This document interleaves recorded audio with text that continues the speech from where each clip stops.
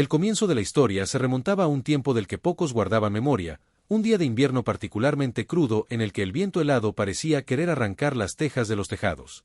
Fue entonces cuando todo comenzó, con un susurro que se coló por las rendijas de las puertas y se instaló para siempre en el corazón del pueblo. El marqués de Ravenscroft yacía postrado en su lecho, el rostro demacrado como un retrato desvaído. Lady Amelia Harrington le ajustaba las almohadas con manos firmes que ocultaban el filo de su resentimiento. «Bebed esto, milord», murmuró, acercando la cuchara a sus labios agrietados. Sus ojos azules, velados por la fiebre, se clavaron en los de ella con súplica y desconcierto. De repente, la puerta se abrió con un chirrido que rompió el silencio como un trueno, y entró el mayordomo, pálido como un fantasma, con una carta temblando en su mano enguantada. «Milady, milord, es del banco». Dicen que las propiedades están embargadas. El marqués no tiene nada. Las palabras cayeron como un mazazo, y Edmund, con un gemido ronco, intentó incorporarse, sus ojos desorbitados por el pánico. Amelia lo contuvo con una mano en su hombro, su toque firme pero impersonal, mientras la noticia resonaba en la estancia. «Embargadas». ¿Todas sus tierras, su legado? Ella lo sabía, por supuesto, lo había orquestado en las sombras durante meses. Cuando los criados se retiraron y Edmund quedó postrado en la cama, exhausto por la conmoción, Amelia se apartó hacia la ventana. Entonces, él la miró. Realmente la miró. Y en ese instante fugaz, Amelia vio el destello de reconocimiento, no la enfermera humilde que había contratado en su delirio, sino a ella, la mujer que había jurado amar y había traicionado en el altar de St. George's, ante Dios y la crema de la sociedad. «Amelia, ¿eres tú?» ¿Por qué? Su voz se quebró, y ella apartó la mirada, sintiendo el peso de todos aquellos años de lágrimas contenidas, de noches en vela tejiendo planes en la penumbra de su modesta habitación en Bath. Pero, ¿por qué ahora? ¿Por qué el destino la había devuelto a su lado no como una amante, sino como su salvadora y su verdugo?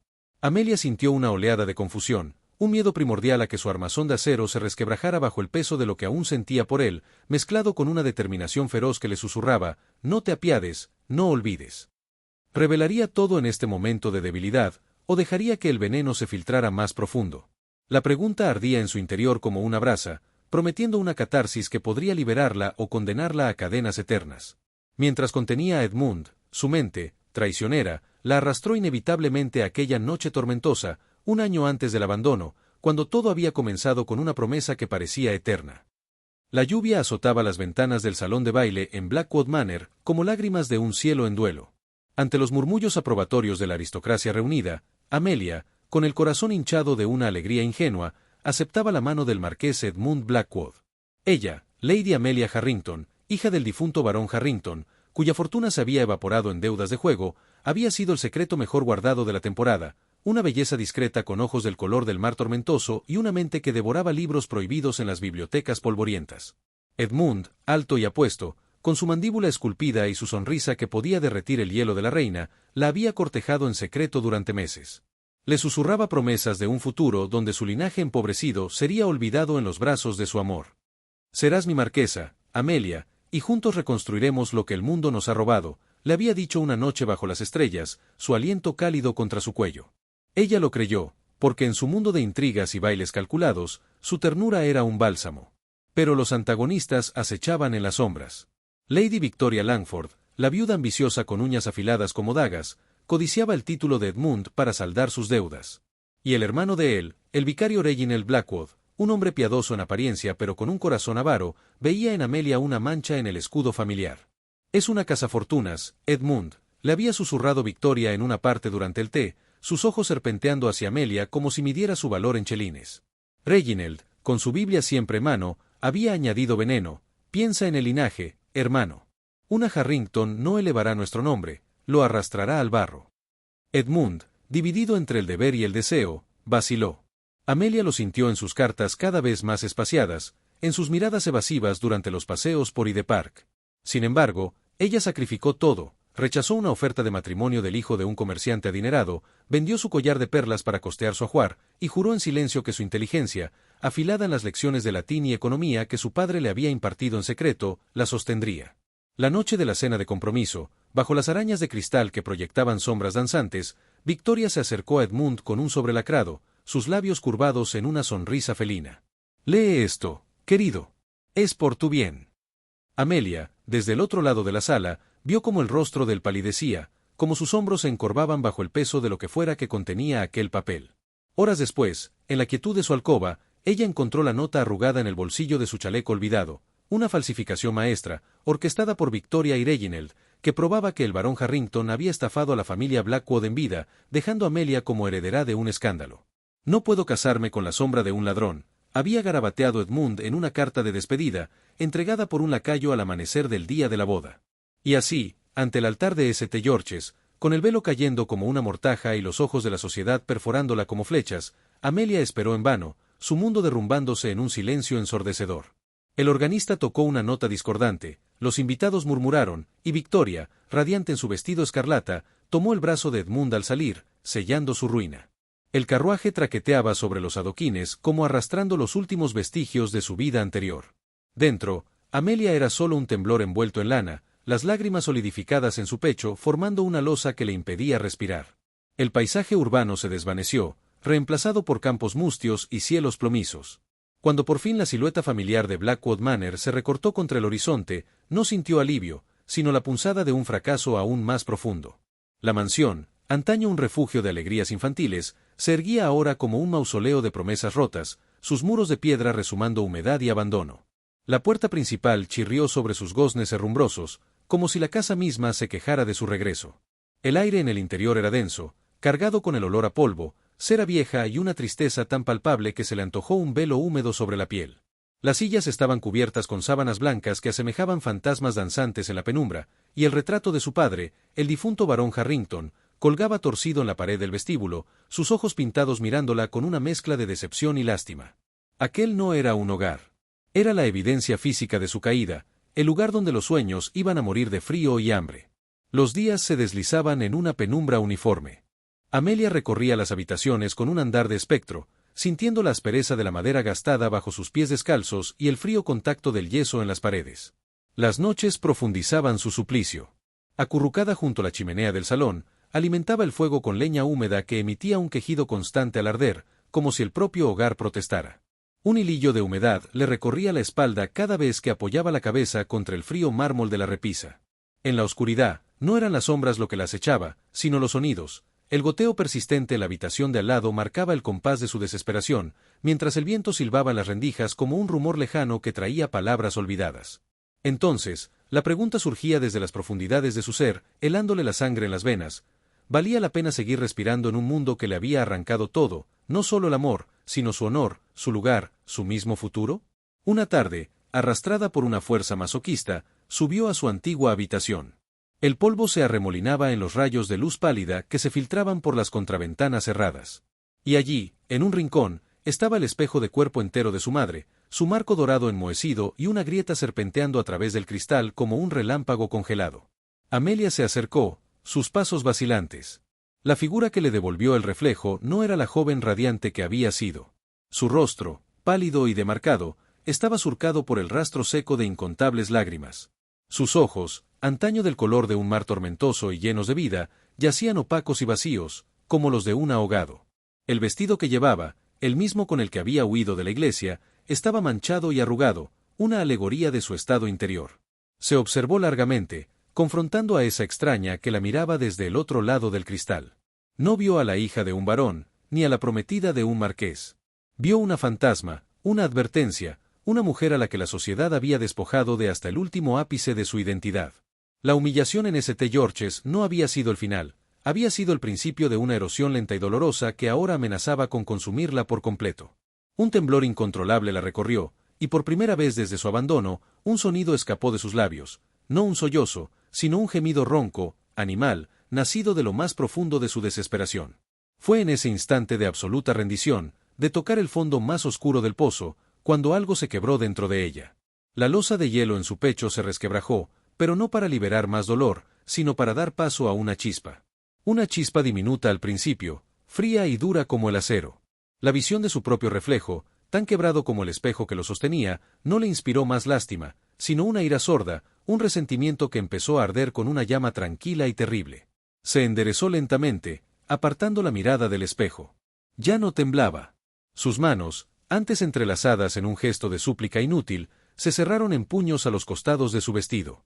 Alzó la barbilla, desafiando a la figura derrotada que había sido solo momentos antes. «Basta», susurró, y su voz, ronca por el desuso, cortó el silencio con una claridad sorprendente. Caminó hasta la ventana y abrió de golpe las contraventanas. La luz grisácea de la tarde se derramó en la habitación, iluminando las motas de polvo que danzaban como átomos de su vieja vida desintegrándose. Allí, de pie ante el mundo que la había rechazado, hizo un juramento no a Dios, sino a la parte de sí misma que aún se aferraba a la vida con uñas y dientes. Un juramento silencioso y feroz que selló su destino y el de aquellos que la habían traicionado. «No solo sobreviviré», murmuró, sus ojos, ahora secos, fijos en el horizonte lejano donde Londres, y todo lo que contenía, aguardaba. «Los haré pagar». No por venganza ciega, sino por justicia. Y cuando lo haya logrado, no me reconocerán. Seré el hierro que forjan sus mentiras. La chispa en su interior se avivó, alimentada por cada lágrima no derramada, por cada susurro despreciativo, por el recuerdo de la sonrisa felina de Victoria y la mirada evasiva de Edmund. El dolor no había desaparecido, pero se había transformado. Ya no era una losa que la hundía, era el combustible para un fuego que prometía consumirlo todo a su paso. El fondo del pozo no había sido su fin. Había sido el crisol donde nacería la mujer que los destruiría. El polvo danzaba en los haces de luz pálida que se filtraban por la claraboya del ático, partículas de tiempo suspendidas en el aire quieto. Amelia recorría con los dedos, ya sin guantes, las cintas descoloridas que sujetaban legajos de papeles, el olor a papel viejo y madera húmeda llenándole los pulmones. Cada recibo, cada carta de cobro era un recordatorio mudo de la ruina que su padre había dejado como legado. 3 años enteros habían pasado desde el abandono en el altar, y uno desde que el juramento hecho frente a la ventana de su dormitorio en la mansión familiar había endurecido su corazón. Pero la ira, aunque feroz, no llenaba el estómago ni pagaba las deudas. La ordenación de aquel caos era un acto de desesperación, un último intento por encontrar algún valor oculto, alguna cuenta pendiente que pudiera salvarla de la caridad de parientes lejanos o del destino aún más sombrío de una dama de compañía mal pagada. Sus dedos, hábiles y finos a pesar de la aspereza que el trabajo le había impuesto, pasaron sobre una tabla del entarimado que crujió con un sonido diferente, no de madera vieja, sino de algo suelto, mal encajado. Se detuvo. La tabla parecía igual a las demás, cubierta por la misma capa de polvo gris, pero el borde se levantaba ligeramente, casi imperceptiblemente. El corazón le dio un vuelco, no de esperanza, sino de esa curiosidad instintiva que precede a lo insignificante. Con las uñas, ya sin el esmalte que una vez lució en los bailes de Londres, intentó levantarla. Se dio con un chasquido seco, revelando una oscuridad profunda y un espacio vacío que olía a tiempo encapsulado. Allí, no envuelto en sedas ni protegido por cofres, yacía un volumen de cuero desgastado, su lomo agrietado y sin inscripciones. No era el diario de un hombre rico, sino el cuaderno de bitácora de un náufrago. Lo sacó con cuidado, sintiendo el peso de los secretos en sus manos. Al abrirlo, la letra de su padre, enrevesada y apresurada, le habló desde el pasado con una urgencia que le erizó la piel. No eran anotaciones sentimentales ni cuentas domésticas. Eran cálculos, coordenadas, y nombres que le resultaron dolorosamente familiares: Blackwood. La lectura fue lenta al principio, luego devoradora. Sus ojos, del color de un mar embravecido, recorrían las líneas con una intensidad febril. No había estafa por parte del barón Harrington. Al contrario. Las páginas detallaban con meticulosidad legalista el descubrimiento de unas vetas de carbón de antracita de excepcional calidad en unas tierras galesas que eran propiedad indiscutible de los Harrington desde generaciones. Su padre había invertido los últimos recursos de la familia en su explotación, confiando en que serían su salvación. Y luego, la traición. Cartas copiadas a toda prisa, esbozos de mapas alterados, y el nombre de Reginald Blackwood, el piadoso vicario, aparecía una y otra vez, asociado a desvíos de fondos y a la falsificación de documentos de propiedad. Su padre anotaba sus sospechas, su creciente alarma, su impotencia ante la maquinaria legal y la influencia de los Blackwood, que iban cerrando filas a su alrededor como lobos. Y entonces, Amelia lo encontró. No era solo una sospecha, era la prueba. Unas cartas, cuidadosamente plegadas y guardadas entre las páginas, llevaban el sello de la casa Blackwood. Eran misivas entre Reginald y un abogado sin escrúpulos, detallando con una frialdad burocrática cómo planeaban transferir la titularidad de las minas mediante un testamento falsificado del abuelo de Edmund, que supuestamente dejaba esas tierras galesas a los Blackwood como pago de una deuda inexistente.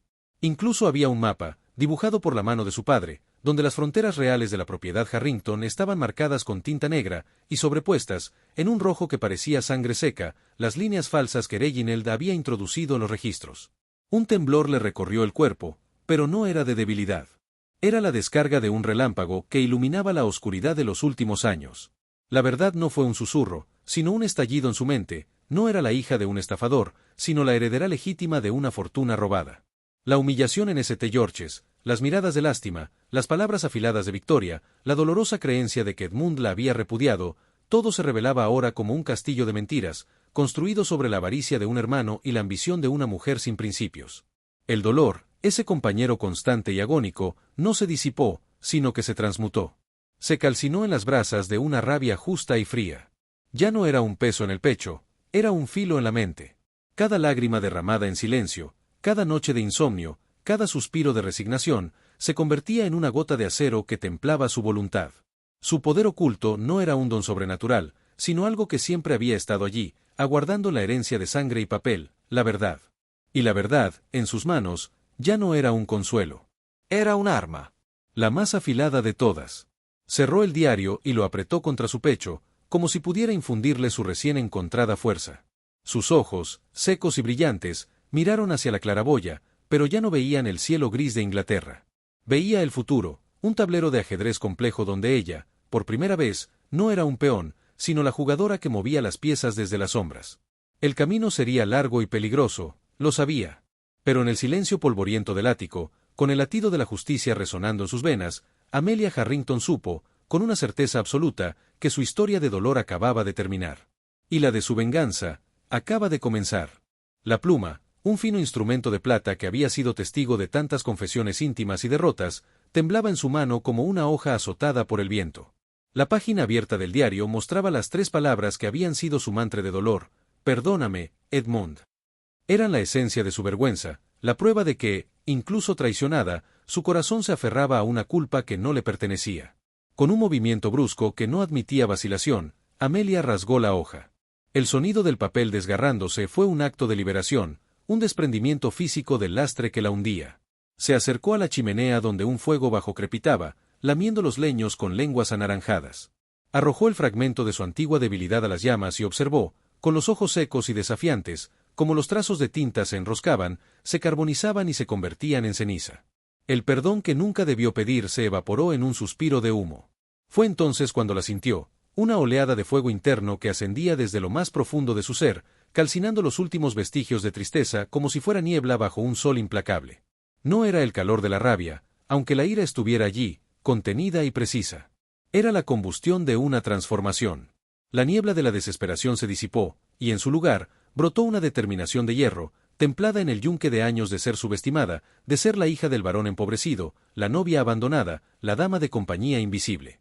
Su inteligencia, siempre aguda, siempre su arma secreta, se enfocó con una claridad aterradora. Se irguió frente al espejo empañado de su alcoba. La figura que le devolvía el cristal ya no era la de la joven ingenua que soñaba con bailes y susurros de amor. Sus ojos, del color de un mar embravecido, brillaban con una luz nueva, fría y calculadora. No más lágrimas, se dijo, y su voz, aunque un susurro, resonó con la firmeza de un juramento en la silenciosa habitación.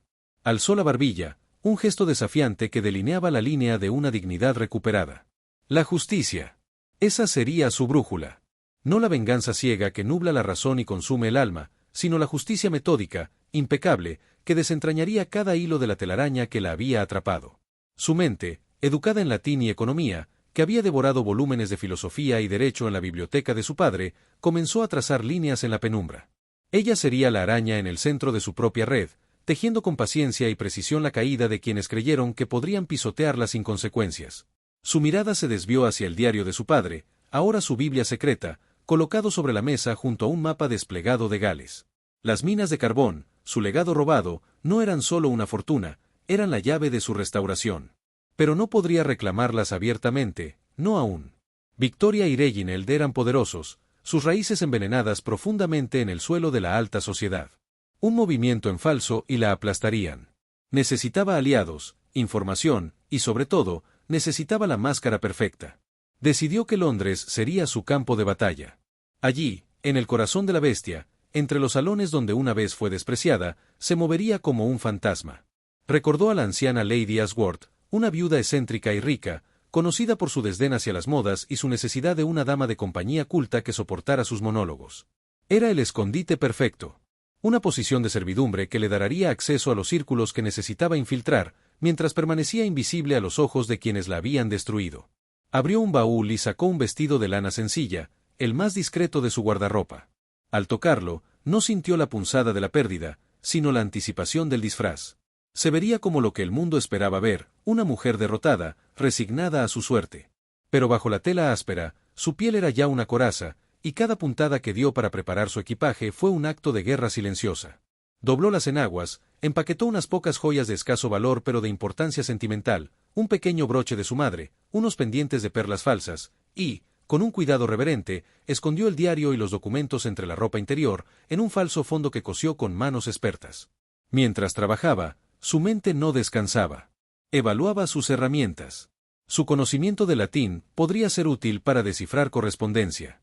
Su comprensión de las finanzas, inusual en una mujer, le permitiría entender los movimientos de dinero de sus enemigos. Su memoria para los rostros y las conversaciones sería su radar en los salones. No tenía un ejército, pero tenía un arsenal de habilidades que la sociedad había desdeñado por considerarlas poco femeninas. Antes del amanecer, con su maleta lista y el corazón convertido en un yunque de determinación, Amelia se detuvo una vez más frente al espejo.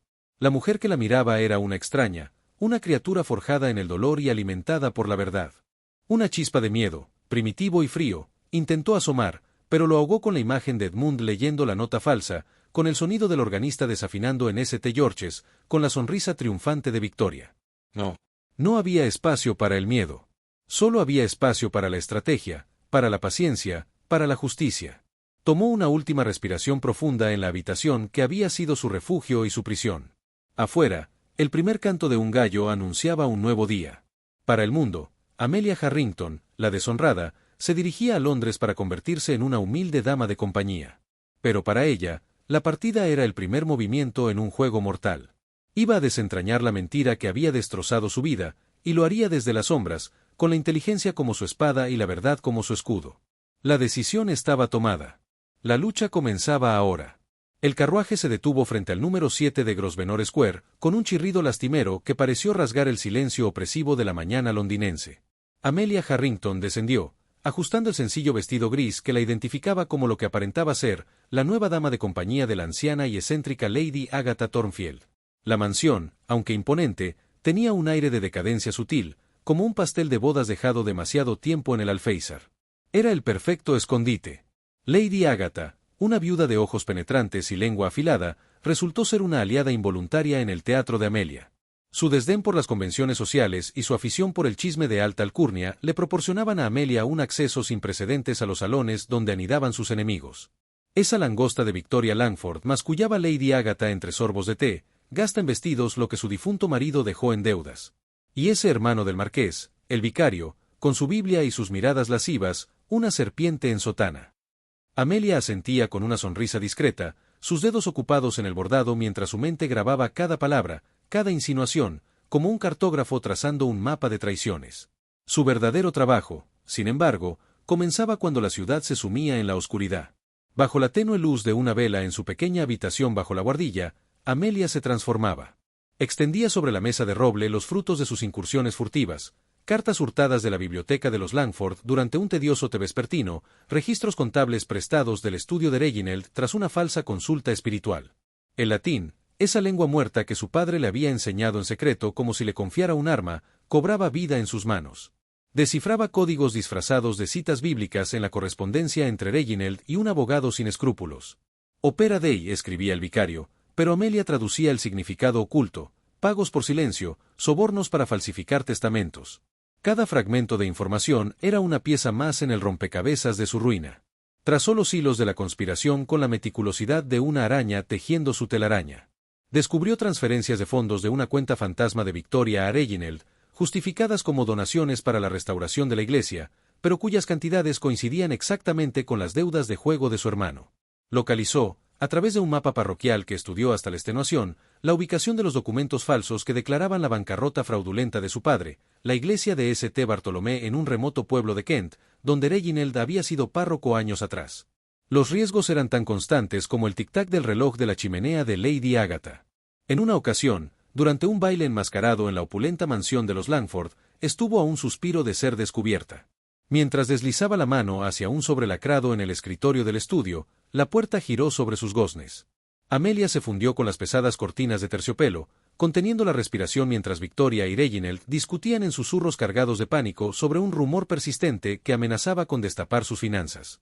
El perfume embriagador de Victoria se mezcló con el olor a cera y polvo, y Amelia sintió el latido de su propio corazón como un tambor de guerra contra sus costillas. Permaneció inmóvil, convertida en una estatua de miedo y determinación, hasta que se marcharon. Cada éxito, sin embargo, forjaba su espíritu con un acero nuevo. La noche que logró descifrar la clave principal de sus códigos, una compleja sustitución basada en los salmos, una sonrisa fría y satisfecha se dibujó en sus labios. Ya no era la mujer rota que había llegado a Londres. El miedo, esa sombra que la había acompañado desde el altar vacío, se transformaba en una herramienta más. Aprendió a moverse con su silueta, a usar la invisibilidad que le confería su posición subalterna como un manto de élite. Su pulso ya no se aceleraba al mentir sobre su identidad o al escuchar su nombre, el de la deshonrada, susurrado con lástima en los salones. Ahora, ese nombre era una armadura. Una tarde, mientras paseaba con Lady Agatha por Hyde Park, vio a Edmund a lo lejos, montando su semental negro con una rigidez que delataba su tensión. Él pasó de largo, su mirada deslizándose sobre ella con la misma indiferencia que habría mostrado hacia cualquier otro mueble del paisaje. Antes, esa mirada le habría partido el alma. Ahora, sintió primero la punzada familiar, un aguijón de humillación que le recorrió las venas, pero luego, como una marea que cambia de dirección, emergió una claridad glacial que la sorprendió incluso a ella misma. Amelia apretó el mango de su sombrilla, sintiendo el contorno del pequeño lápiz que siempre llevaba escondido. Lo observó alejarse, y en lugar de dolor, la claridad se expandió. Él era ahora una pieza en su tablero, el peón inconsciente de su propio rescate. La investigación silenciosa había terminado de tallar a la mujer que sería. Ya no solo buscaba justicia. Ansiaba la restitución. Y cada secreto arrebatado de las sombras era un paso más hacia el momento en el que la sombra misma se alzaría para reclamar su lugar bajo el sol. El aire en la librería, el pergamino polvoriento, era denso, cargado con el olor a papel viejo, cuero envejecido y una quietud que parecía ahogar hasta el más leve suspiro de la ciudad más allá de sus ventanas empañadas. Amelia se movía entre las altas estanterías como un fantasma, sus dedos enguantados rozando los lomos de los libros sin realmente verlos. Buscaba tratados de derecho de propiedad de principios de siglo, algo, cualquier cosa, que pudiera darle una ventaja legal contra la fortaleza de mentiras que los Blackwood habían construido.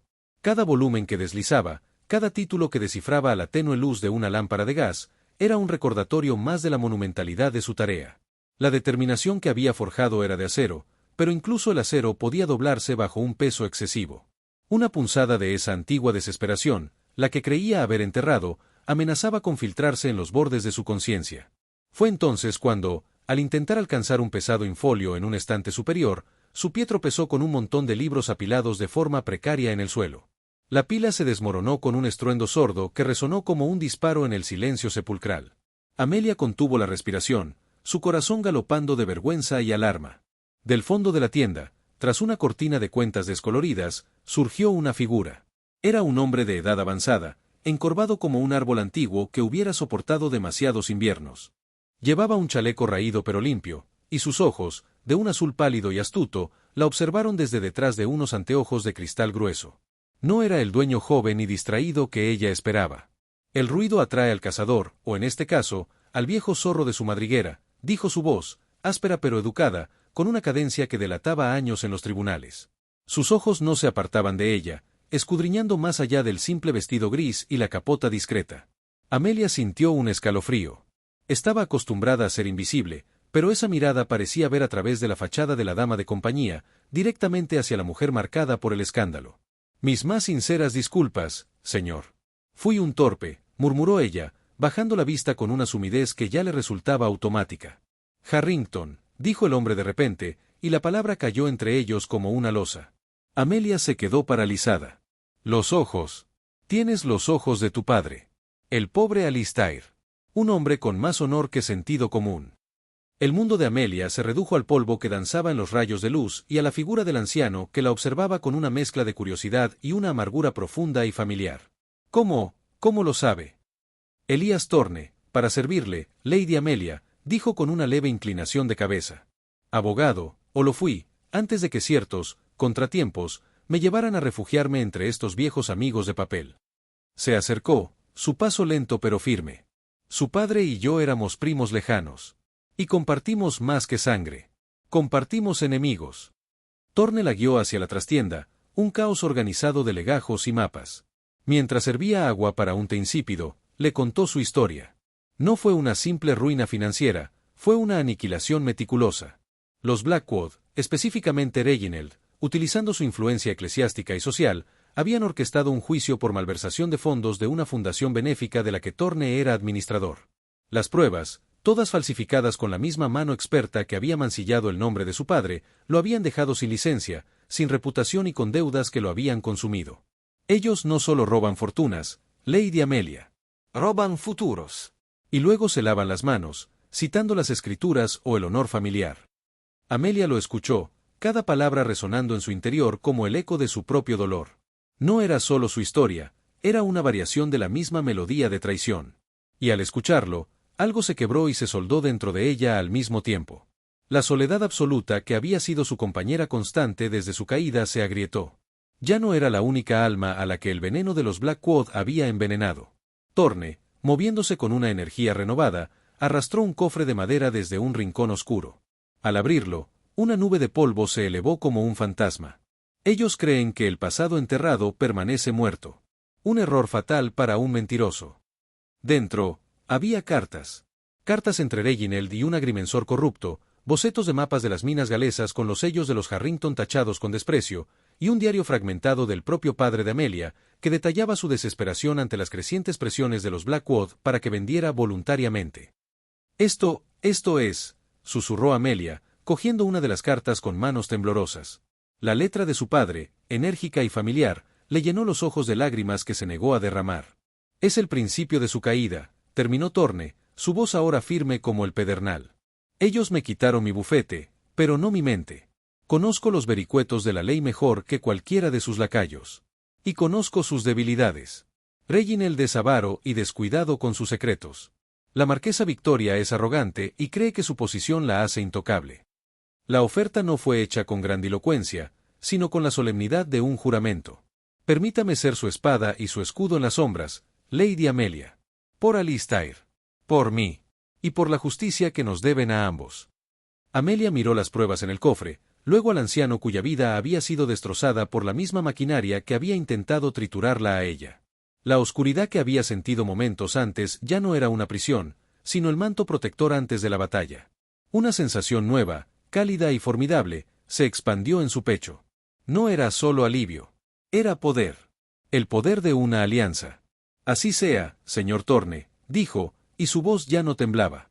Sonaba clara, fría y llena de una determinación que hacía eco a la de él. Juntos, les enseñaremos el precio de subestimar a los fantasmas que han creado. Por primera vez desde que había sido abandonada en el altar, Lady Amelia Harrington no se sintió sola. Y esa simple verdad era más peligrosa para sus enemigos que cualquier ejército. El rumor, una vez liberado en el estanque estancado de la alta sociedad, comenzó a multiplicarse con una vida propia y venenosa. Lady Amelia Harrington lo observó todo desde la penumbra elegante de su nuevo puesto como dama de compañía de la excéntrica Lady Agatha, una viuda sorda que prefería el chisme a la caridad. Almax, con sus paredes empapeladas en seda y el aroma a té y ambición, fue el campo de cultivo perfecto. Su objetivo, la incansable Lady Fitzherbert, cuya lengua era más afilada que cualquier espada y cuyo oído era el buzón de todas las confidencias de Londres. Amelia se deslizó entre los grupos como una sombra gris, su vestido de algodón sin pretensiones una armadura perfecta contra las miradas curiosas. Cuando llegó el momento, mientras Lady Fitzherbert se quejaba del precio del azúcar, Amelia se inclinó ligeramente, como para recoger su abanico, y dejó caer las palabras con la precisión de un relojero. He oído, solo un rumor, por supuesto, que las minas galesas de los Blackwood son menos una veta de carbón y más un pozo sin fondo de deudas. Dicen que los ingenieros hablan de vetas agotadas y túneles inundados. Una lástima para un linaje tan ilustre. No dijo más. No hizo falta. Vio el destello de ávido interés en los ojos de Lady Fitzherbert, una chispa que se encendió antes de que Amelia pudiera enderezarse. La semilla estaba plantada. Para el anochecer, ese mismo rumor, ahora adornado con detalles espeluznantes sobre colapsos y acreedores furiosos, se susurraba en los salones de Maffer y en los clubes de caballeros de St. James. El señor Thorne, desde su estudio polvoriento cerca de los muelles, orquestó la siguiente fase con la mano firme de un director de orquesta. A través de una red de contactos discretos, antiguos clerks descontentos, corredores de bolsa con rencillas personales, hizo que la duda se filtrara en los oídos adecuados. No era una acusación, nunca eso. Era un susurro preocupado, una pregunta retórica en una reunión de inversores, y si los informes de productividad de las minas Blackwood han sido optimistas. El efecto fue gradual, pero inexorable. Como una grieta finísima en un dique, la duda empezó a gotear. Las acciones de la empresa familiar Blackwood, que Edmund había descuidado en su desesperación por mantener las apariencias y apaciguar los gastos exorbitantes de Victoria, comenzaron a tambalearse. Una venta precipitada qui, una consulta nerviosa alla. La primera caída fue leve, apenas un escalofrío en el mercado, pero suficiente para que Edmund, en su estudio de Ravenscroft House, recibiera una fría nota de su agente de bolsa. Amelia lo supo de inmediato. Thorne se lo comunicó con una brevedad cifrada en una nota entregada por un limpiabotas. Esa noche, desde el balcón cerrado de Lady Agatha, que daba a la plaza donde se alzaba la imponente mansión Blackwood, Amelia observó. Vio la llegada apresurada de un mensajero, la luz encenderse en el estudio de Edmund hasta altas horas de la madrugada. No podía ver su rostro, pero podía imaginarlo, esa frente noble ahora surcada por la preocupación, esos ojos que una vez la miraron con amor y luego con desdén, ahora nublados por la perplejidad. Una sonrisa fría se dibujó en sus labios mientras observaba a través del cristal. Cualquier punzada de lástima, familiar y débil, se encontró esta vez con una barrera de acero pulido. Su determinación, forjada en el frío altar de St. George, ya no titubeaba. No era lástima, se dijo para sí misma, y lo sintió como una verdad recién descubierta, era el reconocimiento de un ciclo que por fin se cerraba. El hombre que había prometido el mundo bajo las estrellas ahora era solo un peón en el tablero que ella controlaba, y aquella visión le trajo una claridad serena. La compasión era un lujo que no podía permitirse, un lastre que había aprendido a soltar. Su venganza no sería un acto de ira ciega, sino de justicia calculada. Al día siguiente, en un paseo matutino por Hyde Park, deliberadamente en la hora en que la alta sociedad paseaba para verse y ser vista, Amelia se cruzó con el carruaje de Victoria. La marquesa iba impecable, como siempre, con un vestido de terciopelo azul que costaba más que el presupuesto anual de Amelia. Pero su mirada, dura y escrutadora, barría la multitud con una tensión que no estaba antes allí. Por un instante, sus ojos se encontraron con los de Amelia. Fue un cruce fugaz, un reconocimiento de una sombra del pasado, tan insignificante que Victoria apartó la vista de inmediato, con un desdén que habría dolido a la Amelia de antes. A la Amelia de ahora, sin embargo, le proporcionó un nuevo y íntimo triunfo. Victoria no veía a una amenaza. Veía a la dama de compañía de una vieja chismosa, a la mujer que su marido había desechado. Su arrogancia, su absoluta certeza de superioridad, era su punto ciego. Y Amelia, oculta tras la sencillez de su sombrero de paja y la serenidad de su rostro, supo entonces que ese desprecio sería su perdición. Esa tarde, mientras acompañaba a Lady Agatha en sus visitas, el rumor ya había mutado. Ahora se hablaba no solo de deudas, sino de que el propio marqués estaba buscando desesperadamente un nuevo inversor, incluso entre los advenedizos de la nueva riqueza industrial, una vergüenza insoportable para la vieja aristocracia. Amelia escuchó los comentarios con una expresión de leve interés cortés, mientras por dentro su corazón latía con un ritmo nuevo, el ritmo de la estrategia y la anticipación. La primera pieza del plan no solo había funcionado, había superado sus expectativas. No había sido un golpe certero, sino un lento y tortuoso envenenamiento de la reputación. Y lo más importante, le había demostrado que su arma más poderosa no era el fuego de la ira, sino la paciencia glacial de quien sabe esperar. El tablero estaba listo, y ella, la jugadora que todos subestimaban, había hecho su primer movimiento. El juego, finalmente, había comenzado. La risa de Victoria Langford, marquesa de Ravenscroft, cortó el aire cargado de humo de puro y perfume rancio del banquete en la mansión de los Fitzroy. Era un sonido estridente, deliberadamente amplificado para ser escuchado por todos los presentes en la larga mesa adornada con lirios blancos. ¿Deudas? Por favor, exclamó, alzando su copa de champán como si brindara por su propia invulnerabilidad. Los Blackwood tenemos cimientos más sólidos que los caprichos de la City. Lo que corre por ahí no es más que el balbuceo venenoso de una solterona resentida, una sombra que no sabe cuándo desaparecer. El silencio incómodo que siguió fue tan elocuente como sus palabras. Los comensales, miembros de lo más granado de la aristocracia, bajaron la mirada hacia sus platos de porcelana fina o fingieron un interés súbito en el bordado de sus manteles. Todos sabían a quién se refería. Amelia Harrington, la dama de compañía de la anciana y chismosa Lady Agatha, estaba ese mismo día en la sala, de pie y discreta junto a la columnata, asistiendo a su patrona. Pero la mirada de Victoria pasó sobre ella con la misma atención que se le presta a un mueble antiguo y deslucido. Esa misma noche, en la intimidad opulenta de su boudoir, Victoria garabateó una carta a su cómplice. La pluma se clavó con ira sobre el papel. Reginald, escribió, con una letra angulosa que delataba su impaciencia, este rumor absurdo sobre las finanzas de Edmund debe ser sofocado. No es más que el susurro de la Harrington, que como una mala hierba, insiste en brotar en los jardines que ya no le pertenecen. Utiliza el fondo de contingencia y compra los silencios necesarios. Soborna a esos murmuradores si es preciso, no escatimes. Recuerda, todo está asegurado. Los documentos que nos garantizan el control de las minas galesas descansan a salvo en los archivos de tu parroquia de St. Bartolomé, bajo la lápida de la bóveda familiar. Nadie pensaría en buscar pruebas de una estafa entre los huesos de nuestros antepasados. Es el escondite perfecto. Firmó el mensaje con un trazo arrogante y lo selló con su anillo de sello, el emblema del lobo de los Blackwood. Su error no fue la arrogancia en sí, sino la cómoda certeza de que su enemiga era insignificante. En su mente, Amelia era un espectro del pasado, una mujer definida por una única y humillante derrota.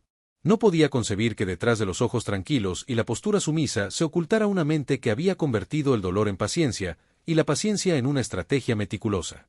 Lo que Victoria no sabía era que el servicio doméstico, ese ejército invisible que sostenía su mundo de opulencia, tenía lealtades divididas.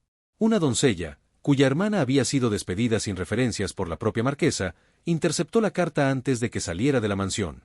Por unas monedas y la promesa de una futura recomendación de la cada vez más influyente Lady Agatha, el mensaje sellado cambió de manos en la penumbra de los pasillos de servicio. Horas después, Amelia rompía el sello de cera en la quietud de su pequeña habitación en la casa de Lady Agatha. La luz de una sola vela bailaba sobre el papel, iluminando las palabras que eran tan valiosas como un mapa del tesoro. Su corazón, lejos de latir con la furia de la venganza, lo hizo con una calma triunfal y glacial. No era la emoción desbocada de quien encuentra un arma, sino la satisfacción serena de un estratega que ve cómo su adversario comete el error definitivo. Bajo la lápida de la bóveda familiar en St. Bartolomé, murmuró para sí, sus dedos acariciando el papel como si fuera una reliquia. Victoria, en su desprecio, no solo había confirmado la existencia de los documentos falsos, sino que, con una precisión suicida, había revelado su ubicación exacta. Su ibris, su orgullo desmedido, había tejido la soga con la que se ahorcaría ella misma. Amelia no había tenido que arrancarle la información con astucia, Victoria se la había entregado, envuelta en desdén, sin siquiera darse cuenta. Al día siguiente, durante su paseo matutino por Hyde Park, Amelia se cruzó con el señor Thorne, como solían hacerlo, aparentemente por casualidad. Mientras él ajustaba la pata de un banco de madera como si fuera un simple carpintero, ella, deteniéndose a admirar un rosal, susurró las palabras clave, St. Bartolomé. La bóveda familiar. La lápida. Thorne, sin alterar su expresión, asintió casi imperceptiblemente. El siguiente paso del plan se había activado. Mientras tanto, Victoria continuaba con su vida de lujos y frivolidades, ignorante del abismo que se abría bajo sus pies. En una recepción en Almax, fue vista riendo con desprecio de los nuevos ricos que intentaban infiltrarse en su círculo, segura de la inviolabilidad de su posición.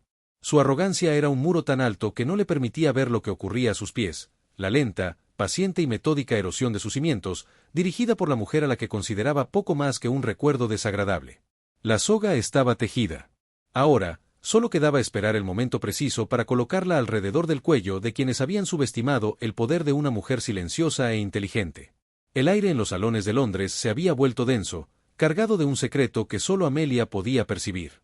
Mientras la alta sociedad se preparaba para el gran baile de la temporada en Vauxhall Gardens, un evento que prometía ser el cenit del verano social, ella movía los hilos con la precisión de un maestro de marionetas.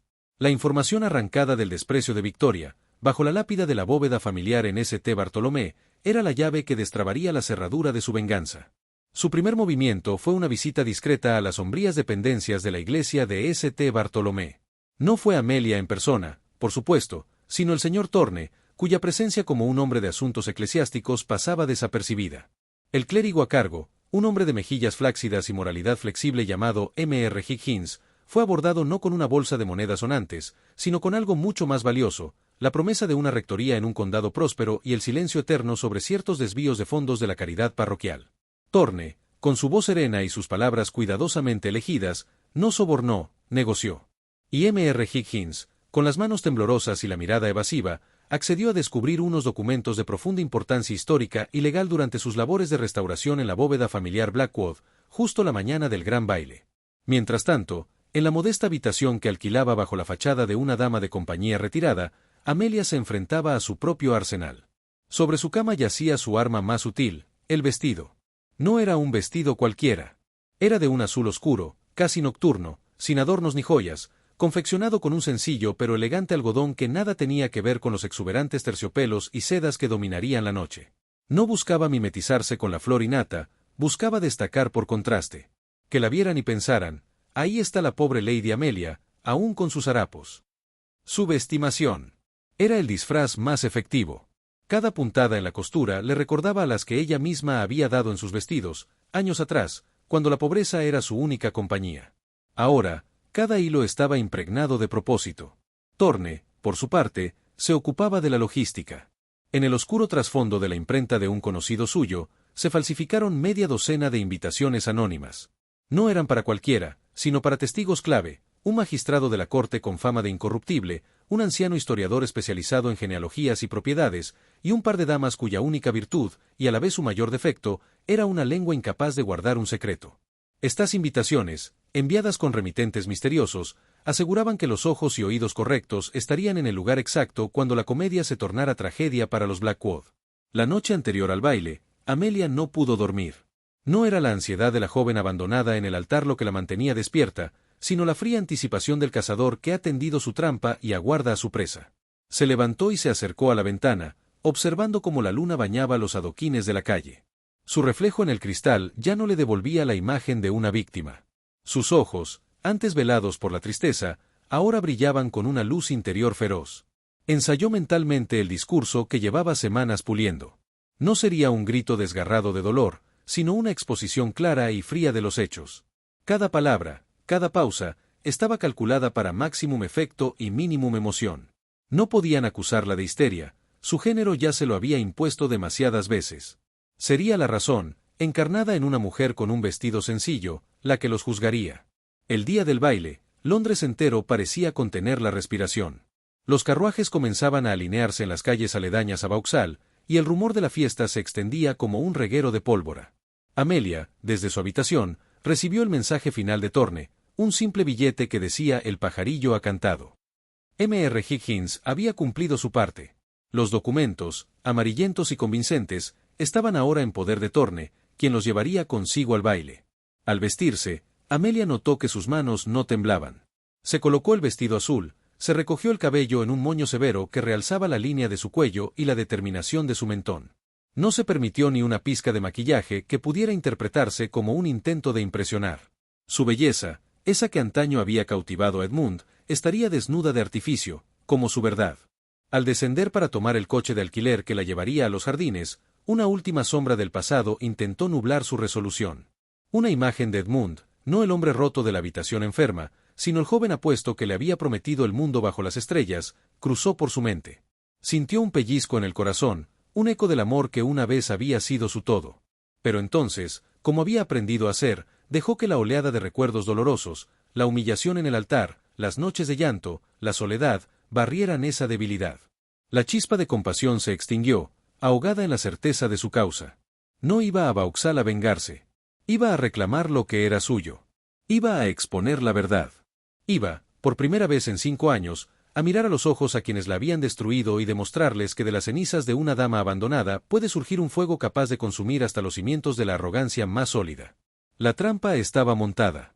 Cada pieza estaba en su lugar. Y ella, Lady Amelia Harrington, era el mecanismo que la haría funcionar. El aire en Vauxhall Gardens era una mezcla embriagadora de perfume de jazmín, cera de abejas derretida y el dulce aroma del vino espumoso que fluía como un río de frivolidad. Bajo el dosel estrellado, atravesado por los arcos de luces de colores que se reflejaban en el Támesis, la élite de Londres danzaba en una coreografía de mentiras y apariencias. Y en el centro de ese torbellino de sedas y susurros, avanzaba Lady Amelia Harrington, un espectro de serenidad en un mar de afectación. Su vestido azul, sencillo pero de una elegancia cortante, era un acto de desafío. No llevaba joyas, solo el peso de la verdad como adorno. Cada paso que daba sobre la gravilla del sendero principal era medido, firme, un contrapunto rítmico al vals que emanaba del pabellón de música. Su mirada, serena como la superficie de un lago en calma, escudriñaba la multitud. No buscaba caras conocidas, buscaba una en particular. Y allí, en el corazón del salón de baile al aire libre, lo encontró. Edmund, el marqués de Ravenscroft, estaba demacrado. El traje de etiqueta, antaño impecable, le colgaba de los hombros como una piel prestada.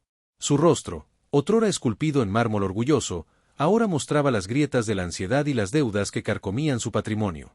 Bailaba con Victoria, pero sus movimientos eran torpes, mecánicos, como un autómata cuyo resorte se había quebrado.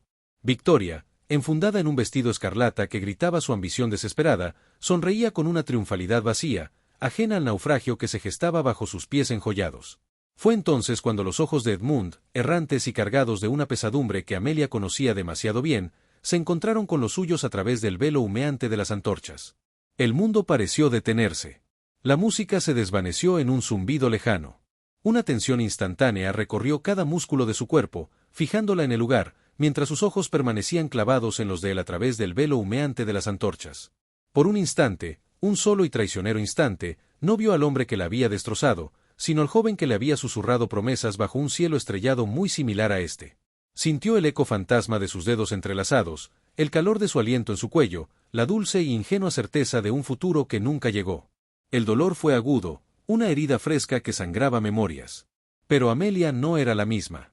La mujer que había rehecho sus cimientos con el barro de la humillación no se dejaría vencer por un fantasma. Respiró hondo, permitiendo que la oleada de recuerdos dolorosos, el frío mármol del altar de St. George's, el silencio ensordecedor de la iglesia vacía, el crujido de la carta de despedida entre sus dedos, barriera esa debilidad momentánea. La compasión se extinguió, ahogada en la certeza glacial de su causa. No se acercó a él. Permaneció donde estaba, un faro de tranquila determinación, permitiendo que fuera él quien sintiera el peso completo de su mirada. Y él lo hizo. Edmund se quedó paralizado en medio del vals, su mano abandonando la cintura de Victoria. Su expresión fue un torbellino de confusión, incredulidad y algo más profundo, algo que se parecía al reconocimiento de un naufragio que se avecinaba. Fue Victoria quien rompió el hechizo. Siguiendo la mirada congelada de su marido, sus ojos, afilados como dagas, se clavaron en Amelia. Una mueca de desprecio, rápida pero intensa, curvó sus labios. Para ella, Amelia no era más que una reliquia patética, una sombra del escándalo pasado que se atrevía a profanar su noche de triunfo ilusorio. Con un tirón brusco del brazo de Edmund, intentó reanudar la danza, pero él ya no respondía. Estaba atrapado en la gravedad de Amelia. Fue entonces cuando la multitud pareció abrirse, creando un pasillo invisible entre ellos. Amelia no se movió, pero su presencia se expandió, llenando el espacio con una autoridad silenciosa que hizo que los murmullos a su alrededor se apagaran. Algunos reconocieron a la novia abandonada de Ravenscroft, otros, simplemente, sintieron la electricidad del drama en el aire. Desde su posición, Amelia podía ver los hilos de su trampa convergiendo. Allí, cerca del gran reloj de flores, estaba el señor Thorne, intercambiando una mirada significativa con ella. Bajo su brazo, llevaba un portafolios de cuero desgastado que contenía no solo papeles, sino el destino de varias vidas. Entre los invitados, discretos pero atentos, identificó a los testigos clave que su aliado había reunido, el magistrado Sir Alistair Moore, conocido por su inflexible sentido de la justicia, y Lady Cavington, la chismosa más influyente de Londres, cuya lengua podía destruir reputaciones con una sola frase. El plan estaba en movimiento, cada pieza en su lugar. Y ella, en el centro del tablero, ya no era un peón. Era la jugadora. La que sostenía las cartas. La que había convertido el dolor en pólvora y la humillación en un arma de precisión. Edmund, liberándose por fin del agarre de Victoria, dio un paso vacilante hacia ella. La distancia entre ellos ya no era de metros, sino de años de traición y de secretos. Amelia lo observó acercarse, su corazón latiendo no con el ritmo acelerado del amor, sino con el pulso constante y potente de la justicia a punto de ser servida. No dijo nada. No era necesario.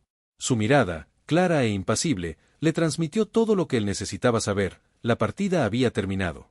Y ella había ganado. El aire, cargado de opio y polvo de libros olvidados, era ahora el territorio de Amelia. Con manos que ya no ocultaban la vacilación de una cuidadora, sino la firmeza de una soberana, ajustó las almohadas que sostenían al marqués de Ravenscroft. Cada gesto, una usurpación silenciosa. Ya no administraba veneno gota a gota, sino que presidía, serena, el lento desplome del hombre que la había convertido en sombra. «Bebed esto, milord», murmuró, llevando la cuchara a sus labios agrietados. El caldo de gallina, sencillo y nutritivo, era un contraste brutal con los manjares a los que él estaba acostumbrado. Sus ojos, esos ojos azules que antaño habían destellado con arrogancia y que ahora naufragaban en un mar de fiebre y estupefacción, se clavaron en los de ella. Y en ellos, por primera vez desde su regreso, no vio confusión, sino un destello de reconocimiento lúcido y aterrado. Él no veía a la enfermera compasiva, veía al fantasma de su propia ruina, de pie junto a su lecho, sosteniendo con mano serena la cuchara que simbolizaba su completa dependencia. Ella sostenía su mirada sin pestañear, permitiendo que él contemplara la transformación. Sus ojos, del color de un mar tormentoso, ya no estaban velados por lágrimas no derramadas, sino que brillaban con la fría luz del carbón de Gales, de las minas que ahora llevaban su nombre, adquiridas en una subasta que ella misma había orquestado para estrangular sus finanzas. Cada suspiro entrecortado de él, cada temblor de su mano demacrada, era un eco de la partida de ajedrez que había ganado. El poder no residía en la riqueza, sino en el conocimiento de poseerla justamente, en saber que cada ladrillo de su legado derrumbado ahora pertenecía a la mujer a la que había despreciado. Fue entonces cuando la puerta se abrió con un chirrido que cortó la tensión como un cuchillo. Jenkins, el mayordomo, estaba en el umbral, su semblante habitual de dignidad descompuesto en una máscara de pánico. Una carta temblaba en su mano, enguantada como una hoja en una tormenta. «Milady, milord, es del banco de Cowots», anunció, su voz un hilo quebrado. «Los emisarios han venido. Dicen que las propiedades están embargadas. Todas». El marqués no tiene nada». Las palabras, tan meticulosamente anticipadas por Amelia, cayeron en la habitación con el peso de una lápida. Edmund emitió un sonido gutural, un gemido animal de puro terror, y trató de incorporarse, sus fuerzas fallando de inmediato. Los resortes de su orgullo, lo único que le quedaba, se habían quebrado. Con una calma que era más aterradora que cualquier muestra de emoción, Amelia extendió una mano y lo contuvo, no con la suavidad de un amante, sino con la firmeza impersonal de un carcelero. Su palma en su hombro huesudo era una losa, impidiendo que se levantara para enfrentar la ruina que lo acechaba más allá de la puerta. Él se hundió de nuevo en las almohadas, su respiración un jadeo desesperado. Sus ojos, desorbitados, buscaron los de ella, suplicando una explicación, un consuelo, cualquier cosa en ese naufragio. Y fue en ese instante de absoluta vulnerabilidad cuando Amelia se inclinó hacia él. El aroma de jabón sencillo y determinación invadió los sentidos de Edmund, un perfume mucho más intoxicante y peligroso que cualquier esencia francesa. Su voz fue un susurro de seda y acero, un sonido destinado solo para sus oídos, cargado con el peso de 5 años de humillación y un año de planeación meticulosa. «Bienvenido a mi mundo, milord», dijo. Cada sílaba era un clavo en el ataúd de su antigua vida. «Mi mundo». No el mundo de la alta sociedad que lo había adorado y luego lo había despreciado por sus deudas, sino el mundo que Amelia había habitado desde que él abandonó, un mundo de incertidumbre, de lucha, de frío cálculo, donde el valor de una persona no se medía por su título, sino por su astucia y su capacidad de sobrevivir. Era la venganza más exquisita, no gritarle su triunfo desde las alturas, sino invitarlo a compartir el abismo que él mismo había ayudado a cavar para ella. El sonido que escapó de los labios de Edmund no fue un gemido, sino un quejido de comprensión absoluta. El velo del opio y la enfermedad se rasgó por completo. Reconoció la voz, la reconoció a ella, no como la víctima que había sido, sino como la verdugo en la que se había convertido. Y en sus ojos, junto al pánico, nació el amargo reconocimiento de su propia complicidad en esta ruina. Amelia se enderezó, retirando su mano. Observó cómo la noticia consumía lo que quedaba de su espíritu, como el marqués de Ravenscroft se reducía a la esencia misma de la derrota. No sintió la punzada de lástima que tal vez una parte de ella, la que había amado, había temido. En su lugar, una paz glacial se apoderó de su ser. La justicia, fría, precisa y catártica, había sido servida. Y esta escena íntima, esta confesión silenciosa en la penumbra de la habitación, era solo el preludio del escándalo público que estaba a punto de estallar en el baile de Vauxhall. El jaque mate se había declarado. Y ella, con la cuchara todavía en la mano, era la reina indiscutible del tablero. El silencio no fue inmediato. Primero fue un murmullo de confusión, un oleaje de susurros que se elevó desde el público congregado en los jardines de Vauxhall cuando una figura, hasta entonces invisible entre la multitud, comenzó a abrirse paso con una determinación que helaba la sangre. No era la marcha vacilante de una dama de compañía, sino la procesión segura de una soberana caminando hacia su trono. Amelia Harrington ascendió los peldaños del estrado central, donde momentos antes la orquesta había inundado el aire con valsés frívolos. El director, un hombre de bigote engominado, abrió la boca para protestar, pero se congeló ante la intensidad de su mirada. Un gesto cortante de su mano, enguantada en un satén blanco inmaculado, bastó. El último violín se apagó, y en el vacío repentino, su voz resonó, clara y afilada como el filo de una espada recién templada. Lord Reginald Blackwood, vicario de esta parroquia, y Lady Victoria Langford, marquesa de Ravenscroft, han falsificado legados y manipulado testamentos por pura codicia. El escándalo no estalló, se incubó en un jadeo colectivo que succionó el aire de los jardines. Cientos de rostros, iluminados por las antorchas parpadeantes, se volvieron hacia ella, un mosaico de incredulidad y morbosa curiosidad. Bajo la luz danzante, Amelia desplegó un portafolios de cuero. No eran simples papeles, eran mapas antiguos con sellos de cera real, cartas amarillentas con la firma inconfundible de su padre, y documentos legales modernos, firmados y sellados por el magistrado de la corte.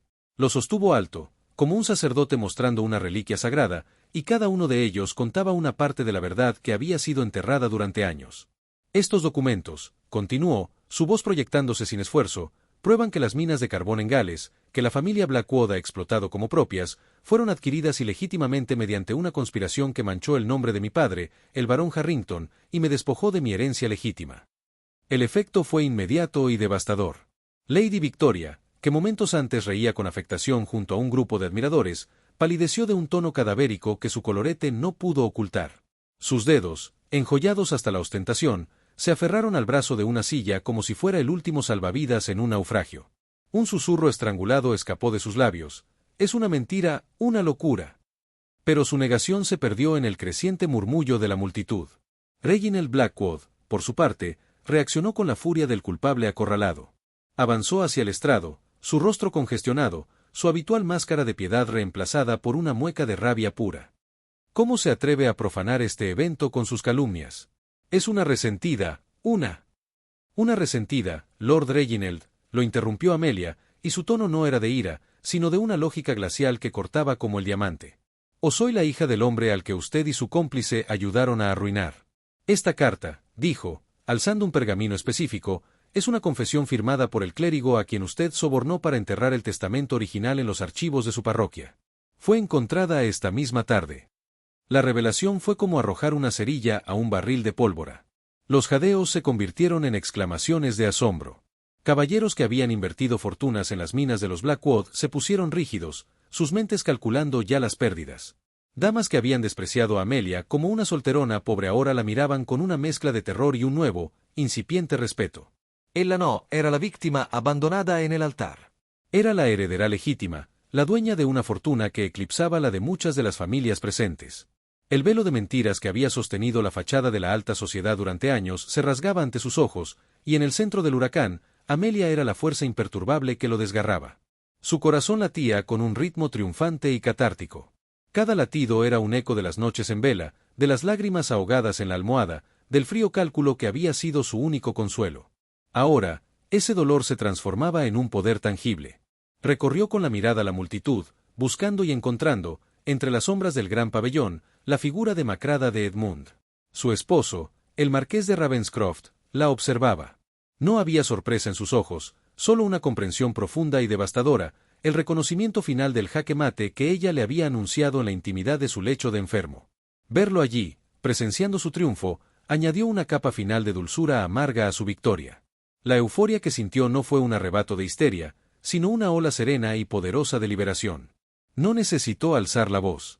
La verdad, ahora expuesta bajo la cruda luz de las antorchas y el escrutinio de la élite londinense, actuaba por sí sola, corroyendo los cimientos de la mentira con la eficacia de un ácido. Amelia Harrington se mantuvo firme en el estrado, ya no una sombra, sino el epicentro de un nuevo orden, mientras el mundo que una vez la desterró se desmoronaba a sus pies. El jaque mate se consumó no con un estruendo, sino con el silencio helado que siguió al aluvión de revelaciones. Mientras las palabras de Amelia aún resonaban en el aire cargado de asombro y horror, el señor Thorne, con la precisión de un relojero suizo, hizo una seña casi imperceptible. De entre la multitud, emergió la figura severa del magistrado Sir Alistair Finch, a quien Thorne había colocado entre los invitados como un peón más en el tablero. Con movimientos económicos y una voz que cortaba el jaleo como un cuchillo, Sir Alistair aceptó la carpeta de documentos que Thorne le extendía, las demandas legales, redactadas con antelación, que detallaban el embargo inmediato de todas las propiedades vinculadas al marquesado de Ravenscroft y los títulos de Lady Victoria. El caos, entonces, se volvió metódico, una coreografía de ruina orquestada por Amelia desde las sombras. 2 constables, sus uniformes azules destacando entre la seda y el terciopelo, se abrieron paso hacia Reginald Blackwood. El vicario, con el rostro desencajado en una mueca de pánico piadoso, balbuceó acerca de la calumnia y la injuria, aferrándose a su Biblia como si fuera un escudo. Pero el libro, pesado y ornamentado, se le resbaló de los dedos sudorosos y cayó al suelo con un golpe sordo que resonó más que cualquier grito. El impacto abrió sus páginas en el libro de los Salmos, justo en el versículo que rezaba: «El Señor examina al justo, pero al malvado y al que ama la violencia, su alma los aborrece». La ironía era tan palpable que un suspiro colectivo recorrió la multitud. Las manos firmes de los constables se cerraron sobre sus brazos, arrastrándolos sin ceremonia entre el mar de rostros boquiabiertos. Su voz se quebró en un llanto de impotencia, sus súplicas mezclándose con el crujido de la gravilla bajo sus botas, hasta que se perdió en la oscuridad más allá de los jardines. Victoria Langford, o lo que quedaba de ella, fue testigo de la caída de su cómplice con los ojos desorbitados por un terror primitivo. Cuando Sir Alistair se volvió hacia ella y declaró la nulidad de su matrimonio con Edmund por fraudulento, y la consiguiente pérdida de todo derecho sobre el título y las propiedades, su máscara de arrogancia se hizo añicos. «Es una farsa. Él es mi esposo. Todo me pertenece por derecho», chilló, lanzándose hacia Amelia con uñas afiladas como garras. Pero no llegó a tocarla. Un caballero de contextura sólida, un antiguo socio de negocios de su difunto primer marido a quien los Blackwood habían arruinado, se interpuso con un gesto de desprecio. «Ya basta, Victoria», dijo con una voz grave que no admitía réplica. «Tu juego ha terminado». La despojaron allí mismo, no de sus joyas físicas, aunque eso llegaría después, en el frío de una celda, sino de su armadura social. El anillo de la marquesa, un diamante enorme que siempre había exhibido con orgullo, le fue retirado del dedo por el mismo magistrado. Su vestido escarlata, que antaño simbolizaba su triunfo sobre Amelia, ahora parecía la vestimenta de una bufona. Las damas que una vez se habían inclinado ante sus caprichos ahora le volvían la espalda, susurrando entre abanicos con miradas de profundo desdén. Su suplicio no fue escuchado. Fue el sonido de un mundo cerrándose, de puertas que se sellaban para siempre. Su ruina no era solo financiera, era la aniquilación absoluta de su ser en la única esfera que le importaba, la sociedad. Amelia observó todo sin pestañear, erguida en el estrado como una estatua de mármol en medio del torbellino. No sintió el regocijo ardiente de la venganza, sino la satisfacción fría y serena de la justicia administrada. En su alma, sintió el jaque mate no como una destrucción total, sino como una ruina meticulosamente calculada. No había buscado sus cabezas, sino su humillación pública, la disolución de su poder y la restitución de lo robado. Que vivieran, sí, pero para arrepentirse cada día al mirarse al espejo y ver el vacío que su codicia había creado. Su inteligencia, afilada en la adversidad y alimentada por el conocimiento que su género se suponía que no debía poseer, había triunfado donde las lágrimas y los ruegos habían fracasado. Era el triunfo de la razón sobre la arrogancia, de la paciencia sobre la impulsividad. Su mirada, serena e impasible, se deslizó por encima de las cabezas consternadas y se encontró, una vez más, con la de Edmund. Él no se había movido de su lugar, pegado a una columna como si fuera parte de la arquitectura derrumbada de su propia vida. La comprensión en sus ojos ya no era solo devastadora, era absoluta. Vio en el desarrollo impecable de los eventos la mano firme que le había ofrecido una cuchara de caldo en su lecho de enfermo, la mente maestra que había urdido cada movimiento hasta este instante final. No había sorpresa, solo una rendición ante la evidencia de que la mujer a la que había subestimado, a la que había juzgado por su posición y su género, poseía una fuerza de carácter que él nunca había soñado tener. Amelia sostuvo su mirada por un instante eterno. No había triunfo en sus ojos, solo la quietud de una batalla concluida. Luego, con una gracia infinita, bajó del estrado.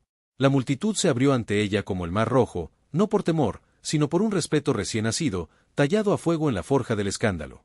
Caminó entre ellos, sin prisa, sintiendo como cada paso sobre la gravilla del jardín de Vauxhall era un eco de los que había dado años atrás, sola y rota, lejos del altar de St. George. Ahora, el camino estaba despejado, y ella, Amelia Harrington, ya no la sombra de nadie, sino la arquitecta de su propio destino, se adentraba la noche no como una víctima vindicada, sino como una mujer que había reclamado su lugar en el mundo con la única arma que nunca podrían quitarle, su mente. El eco del escándalo en Vauxhall Gardens tardó en disiparse, pero no tanto como la mancha de ignominia que cayó sobre los culpables. La justicia, una vez puesta en movimiento por la mano firme de Amelia, se desarrolló con la precisión implacable de un reloj suizo. Victoria Langford, antaño la despiadada marquesa cuya risa estridente había dominado los salones más exclusivos de Londres, fue despojada de todo aquello que había codiciado con tanta avaricia. Su título fue anulado por decreto real, sus joyas, aquellas que tanto había frotado con dedos posesivos, fueron subastadas para pagar una ínfima parte de las deudas contraídas con su conspiración. No hubo carruaje fúnebre para su honor, sino un viaje silencioso y vigilado hacia el norte, hacia una finca ruinosa en las Highlands escocesas. Las piedras frías de aquel caserón, azotado por vientos que silbaban canciones de olvido, se convirtieron en su jaula.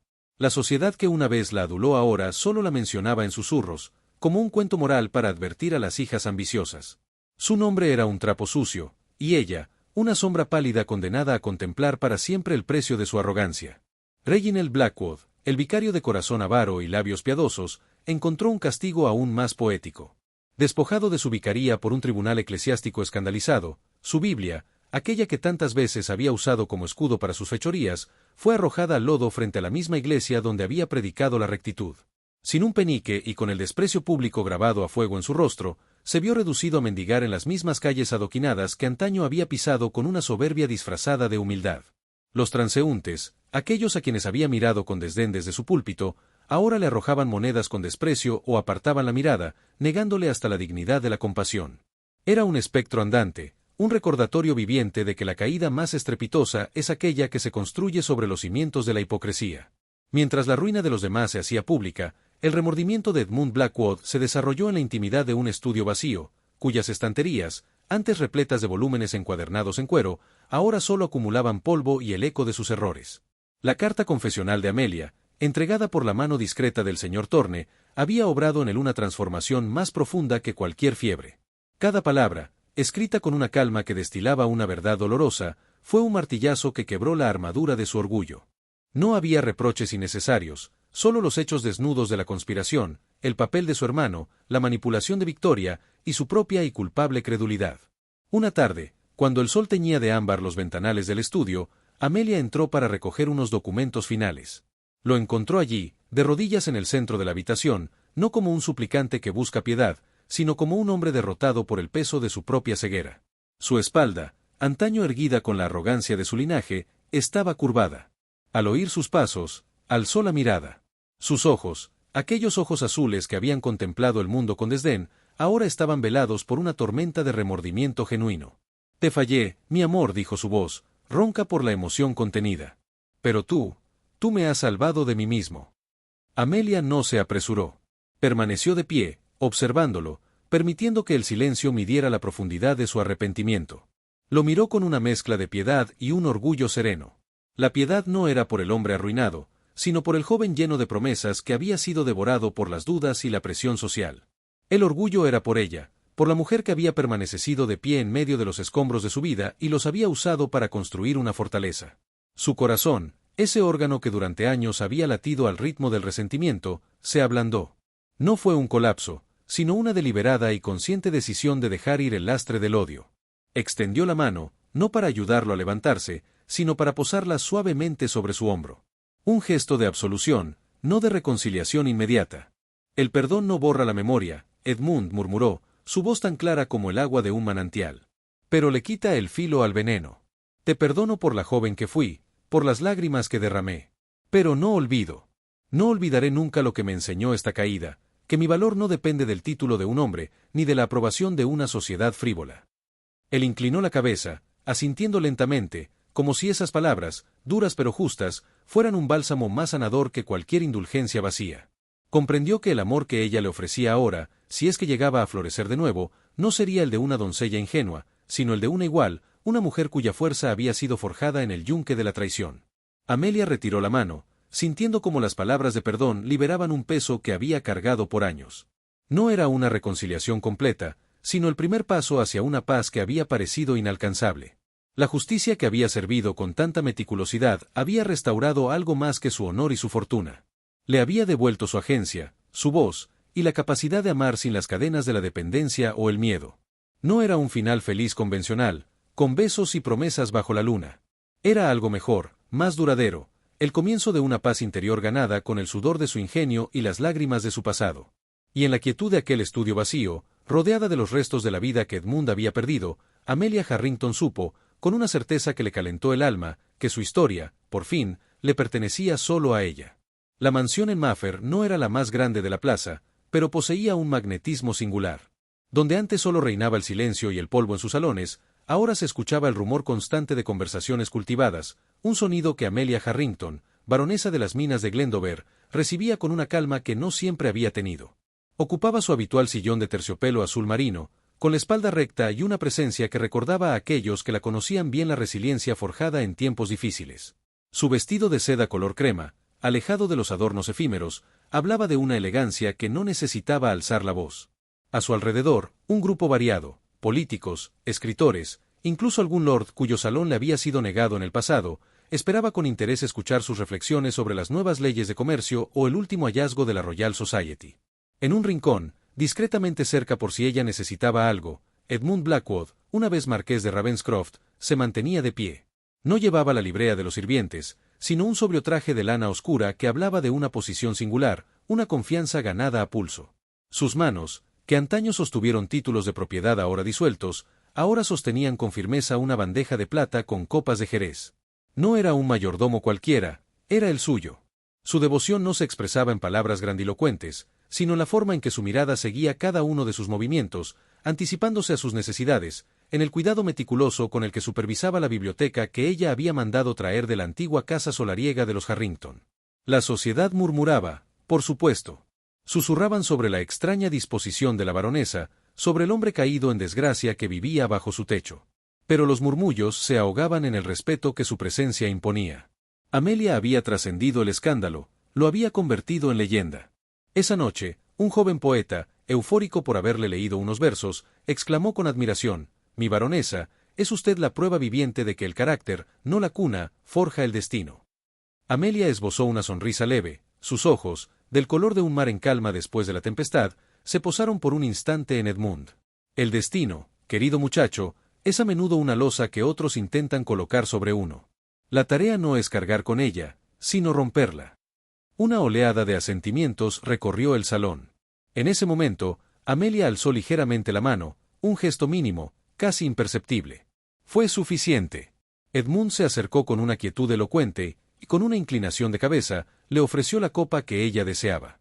Sus dedos no se tocaron, pero el espacio entre ellos vibró con una corriente de entendimiento profundo. Él no se arrodillaba en público como un súbdito, sino que se inclinaba como un hombre que reconoce el mérito de una soberana. Y ella aceptaba el gesto no como un tributo a su título, sino como un reconocimiento a la verdad que ambos habían ayudado a tallar en la piedra de sus vidas. Más tarde, cuando los últimos carruajes se alejaron por el empedrado de la plaza y el silencio volvió a adueñarse de la mansión, Amelia se dirigió a la biblioteca. La habitación olía a cuero envejecido y a cera de abejas. Edmund ya estaba allí, de pie frente a la chimenea, avivando las llamas. El crepitar de la leña era el único sonido. «Ha sido una velada exitosa», dijo él, su voz era ahora más suave, desprovista de la arrogancia que una vez la caracterizó. «Exitosa, sí», respondió Amelia, acercándose. Se detuvo frente al gran escritorio de caoba, donde un único documento esperaba su firma. Era el acuerdo final que transfería la gestión de las últimas propiedades vinculadas al nombre Blackwood a su fundación benéfica para mujeres sin dote. Pero lo importante no es el éxito, Edmund. Es la paz. Él se volvió hacia ella, y a la luz danzante del fuego, las arrugas de su rostro parecían surcos tallados por el remordimiento y la redención. Todavía me pregunto, algunas noches, ¿cómo pude ser tan ciego? ¿Cómo pude no ver la fortaleza que había en ti, creyendo que era fragilidad? Amelia no respondió de inmediato. Extendió la mano y tocó el anillo que llevaba en su dedo. No era la alianza de una marquesa, ni la joya vistosa de una recién casada. Era un sello simple, de oro macizo, grabado con el blasón de los Harrington, un halcón rompiendo sus ataduras. Lo había aceptado de él unas semanas atrás, no como una promesa de matrimonio, sino como un símbolo de la verdad que los unía ahora, una verdad forjada en la pérdida y la restauración. Me miraste y viste lo que todos veían, la hija de un varón arruinado, dijo finalmente, su voz era clara y firme. Te fallé, Amelia, susurró él, repitiendo la confesión que se había convertido en el cimiento de su nueva relación. Y yo te perdoné, respondió ella. No para liberarte a ti, sino para liberarme a mí. El rencor era una cadena demasiado pesada. Se acercó a la chimenea y se quedó a su lado, contemplando las llamas. No se tocaron, pero la proximidad era cómoda, cargada de una intimidad que había nacido del conocimiento mutuo de sus peores y mejores partes. ¿Crees que podremos? La voz de Edmund se quebró, incapaz de formular la pregunta completa. Amelia lo miró, y por primera vez en muchos años, permitió que una sonrisa sincera, desprovista de ironía o amargura, iluminara su rostro. No intentemos reconstruir lo que fue, Edmund. Ese amor, el de la joven ingenua y el marqués arrogante, merecía morir. Lo que tenemos ahora, esto es nuevo. Más lento. Más verdadero. Y me pertenece solo a mí, para ofrecerlo como yo elija. Él asintió, y en sus ojos ya no había rastro de la desesperación que una vez mostró en su estudio vacío. Había aceptación, gratitud y un amor humilde que se expresaba en el silencio respetuoso, en la lealtad inquebrantable. Amelia respiró hondo, llenando sus pulmones con el aire de su propio hogar, de su propia vida. Sintió el peso del anillo en su dedo, no como una atadura, sino como una afirmación. No era la dama de compañía despreciada, ni la novia abandonada, ni siquiera la vengadora implacable. Era Amelia Harrington, baronesa, una fuerza tallada por el mérito y templada en la adversidad. El respeto de la sociedad era dulce, pero la paz interior era un tesoro infinitamente más valioso. Y en la quietud de la biblioteca, con el hombre que una vez la destrozó convertido en el guardián más fiel de su felicidad, supo que el nuevo capítulo de su vida, ese romance que nacía de las cenizas de su triunfo, no era un final. Era el comienzo de una dignidad que, por fin, era completamente y solo suya.